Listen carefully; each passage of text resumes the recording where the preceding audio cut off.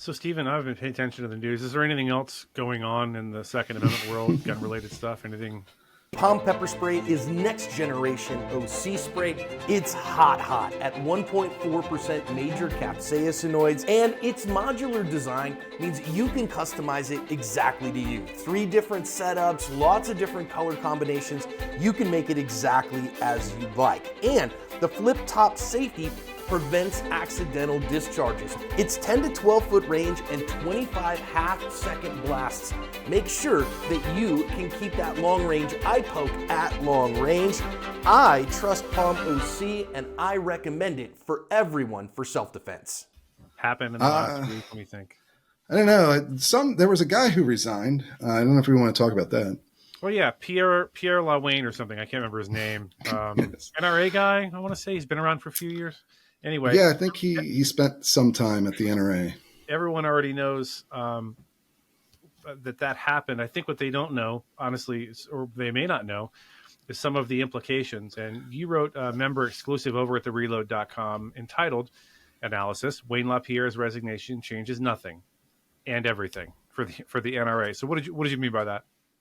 Yeah, well, people might not even know about this actually because they announced his resignation on Friday. It was a sort of a Friday news dump. That's a common thing as somebody who's been a reporter for a long time. If somebody has news they want to share that they don't want to get as much attention to, Friday is the day that they put out that news. And so Friday also happened to be the last day before the New York corruption trial for the NRA began, because today, Monday, as we're filming, is the day that the trial started. So, Wayne, one of the reasons he gave was health related, and he is getting up there in age. I think he's 74, and he has had some health issues that were apparent during the bankruptcy trial. That may well be part of the calculation here, but also it's hard to ignore, of course, the timing related to this corruption trial, which he's at the center of. And the reason that I say nothing changes because of his resignation is for a couple of reasons. One, the resignation actually doesn't go in. This is something I think maybe people don't realize as well, but it doesn't actually go into effect until the end of the month. So As of today, Wayne LaPierre is still the executive vice president of the NRA. And that means he will be through much of this trial because the trial is expected to last for about 6 weeks. So how much of an impact it has on the jury's view of whether the NRA has changed or not, I think, remains to be seen, especially since, again, he's still going to be EVP for most of this trial period.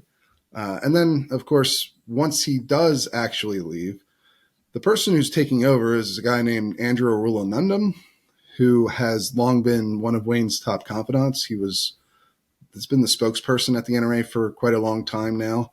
And he was actually the spokesperson up until last month when they suddenly fired the head of general operations, which is the part of the NRA that handles kind of the really popular stuff, the gun safety training, the competitive shooting, all that aspect of the nonprofit, sort of the non-legislative side of things, right? More or less. Yes, right, yeah. Exactly. The stuff that's not political advocacy or things like that. But the NRA obviously does a lot of things, not just political advocacy. It also is the largest gun safety training organization in the world. And so the person who ran that part of the NRA was let go and replaced by Arulanandam. And it just so happens to be that the person in that position fills the role of executive vice president should the executive vice president step down. So there's obviously some maneuvering going on there. Same thing happened with the NRA president.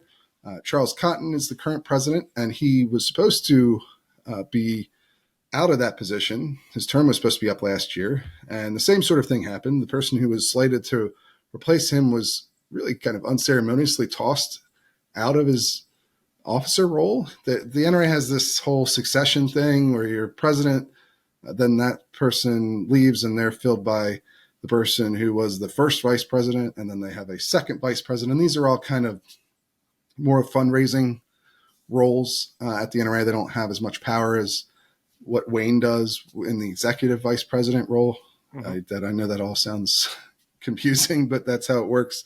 And the guy who was in line to become president, a guy named Willis Lee, he got pushed out earlier this year And they actually had to change the bylaws of the organization to make an exception for Charles Cotton to keep him as president. And Charles Cotton is another person who is a very staunch Wayne ally, and who has been one of the people with a tremendous amount of control over the NRA for the last several years. So, these are guys who also have been very much on board with and have defended the legal strategy that outside lawyer Bill Brewer has put in place for the NRA over these last 5 years or so.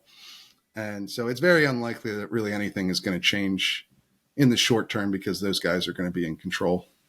So my next question was, for the NRA member that's listening, and I'm sure a lot of our audience is probably NRA members.